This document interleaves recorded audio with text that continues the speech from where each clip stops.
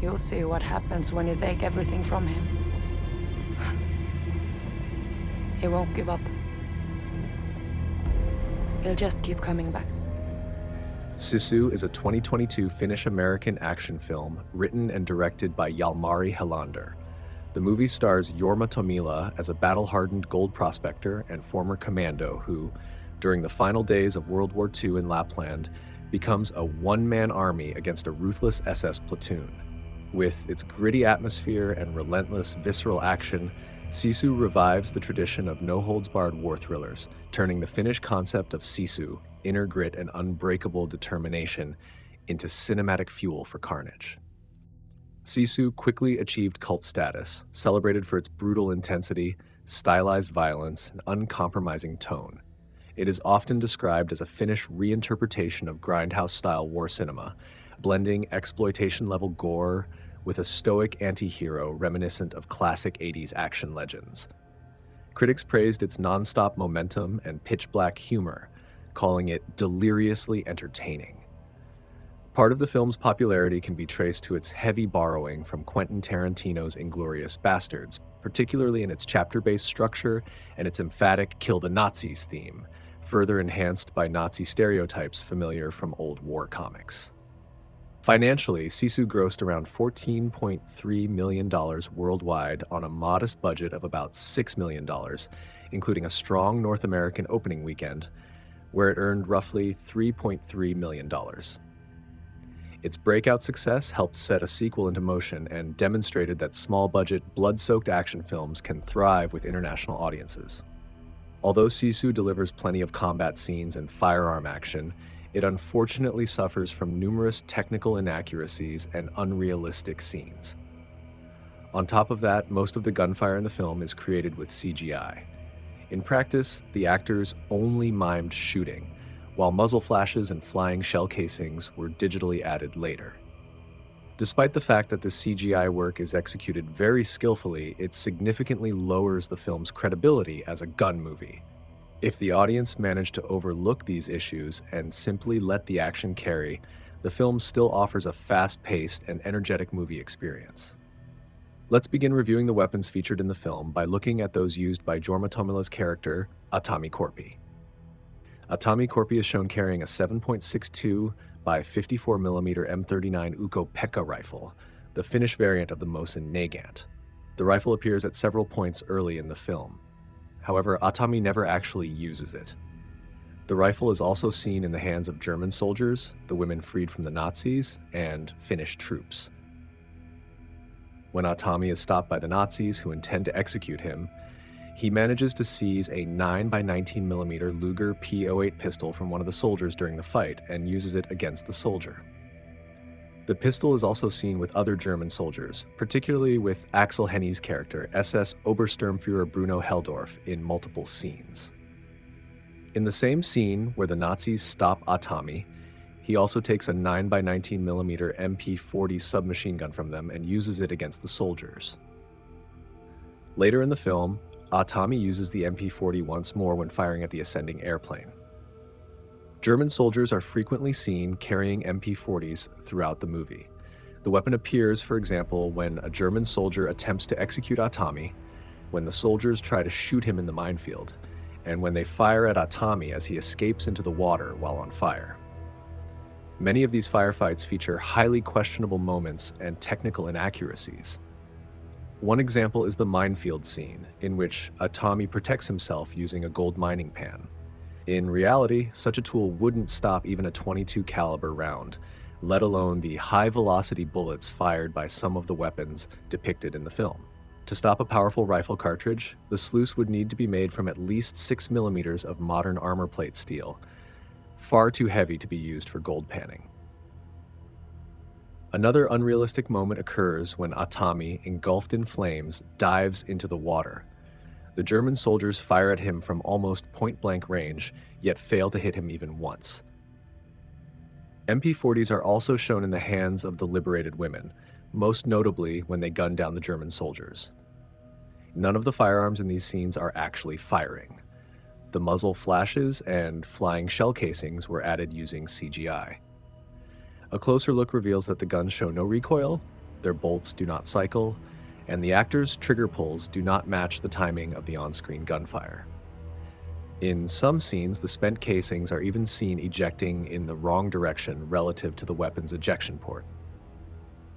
After the scene in which the Nazis attempt to hang Atami, he takes a Mauser C96 pistol chambered in 7.63 by 25mm from the German pilot. In the moment, he intends to shoot the pilot, but ultimately chooses not to pull the trigger. The aircraft seen in the scene is Junkers Ju-87D Stuka. In addition to the MP40 submachine guns, the German soldiers are shown carrying 7.92 by 57mm Carabiner 98K rifles in various scenes. Wolf, played by Jack Doolan, uses a Carabiner 98K fitted with a ZF-39 scope. He appears with this rifle throughout the film. In several moments, Wolf prepares to shoot Atami only for Bruno to stop him. Later, they all try to shoot Atami, yet none of them manage to hit him. This odd pattern repeats throughout the film. For example, in one sequence, Bruno and Wolf aggressively try to kill Atami using a tank cannon and a heavy machine gun while he flees on horseback. Yet in the following scene, the Germans simply stare at Atami standing exposed in a minefield, despite having a clear opportunity to shoot him at close range with ease. In addition to the previously mentioned M39 rifles, the Finnish soldiers are shown carrying 9 by 19mm Suomi M31 submachine guns in the film. This weapon is also referred to by its designation KP-31, where KP stands for submachine gun in Finnish language. The German forces are equipped with Zundap KS-750 motorcycle mounted with 7.92 by 57mm MG-34 machine gun fitted with a 50-round Gertrommel 34 belt drum. The weapon appears in several scenes, including the sequence where the Germans attempt to shoot Atami on a minefield. However, as noted previously, most of the gunfire in these scenes, including the MG-34, was created using CGI.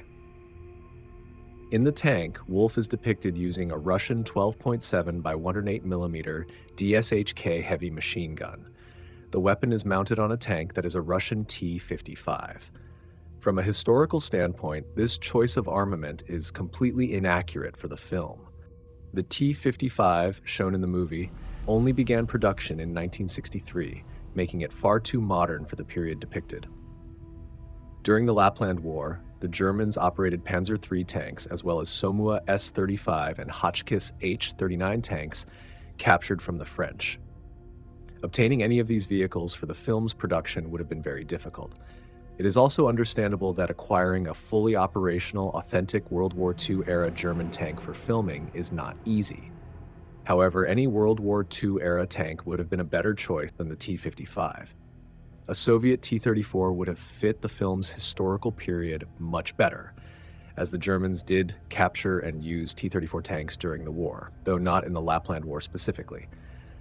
Securing a T-34 for filming would not have been an impossible task, since the tank was produced in enormous numbers in multiple variants, and it even remains in service in some countries today. A mock-up built from any tracked vehicle to resemble a German tank, such as a Panzer III, would also have been an excellent option, especially considering that none of the tank's weapons are actually fired during filming. This approach is extremely common in war movies. For example, Tiger tank mock-ups are often built on top of a T-34 chassis. Although the DSHK entered production in 1938, it still makes no sense within the film's weapons context. As a Soviet heavy machine gun, it is not appropriate for the German forces depicted, even though it was awkwardly disguised with a small swastika to make it appear German. The film also introduces several questionable elements related to the tank and DSHK. For example, when Wolf fires the DSHK at Atami fleeing across the river, Atami uses a dead soldier's body as cover. In reality, a human body provides no protection. A DSHK round would obliterate him regardless. Moreover, when the DSHK is shown firing in the film, all gunfire is CGI. There is not even an ammunition belt box attached to the gun. Later in the film, Atami humorously attempts to break into the T-55 with an axe. The German soldiers panic and react, but realistically, there would have been no need. They could not have been threatened by such an attack, no matter how much Sisu he possessed. In the film's minefield scene, several mines are shown. The mine depicted appears to be loosely based on the German Tellermine 43 anti-tank blast mine. The way the mines function in the movie is extremely unrealistic. A Tommy uses a mine like a hand grenade, throwing it at a German soldier and causing it to detonate on impact. Similarly, a Tommy triggers mines by throwing rocks at them. The mines also detonate when struck by a detached human foot.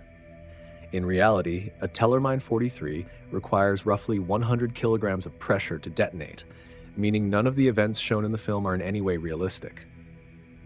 Near the end of the movie, a Russian Lisunov Li-2 aircraft is shown.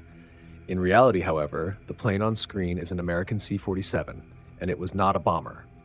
The fictional bomb seen on the plane is attached with a chain and an industrial electro-permanent lifting magnet. While the T-55 tank already represented significant inaccuracies, this bomb attachment is even more implausible. Without going into excessive detail, the method shown in the film has never been used on any bomber, and electro-permanent lifting magnets were not developed until the 1970s, over 30 years after the events depicted in the movie. Other elements in the scene raise major realism concerns as well. For example, Atami climbing onto a takeoff aircraft with a pickaxe and surviving the crash when the plane falls into a swamp at hundreds of kilometers per hour is extremely unrealistic. While the movie's theme of Sisu emphasizes sheer willpower, it does not grant supernatural abilities. Hope you enjoyed the video. Write in the comments what you thought of the Sisu movie and what things and details you found in the movie yourself. Also remember to like the video, and if you haven't subscribed to the channel yet, it's worth doing so. It's free to subscribe, and you'll be notified when more interesting videos about firearms in movies are uploaded to the channel.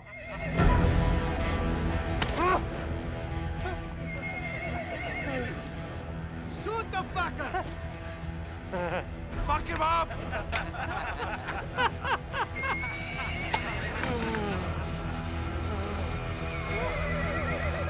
Thanks for the gold! He got gold! Thank you!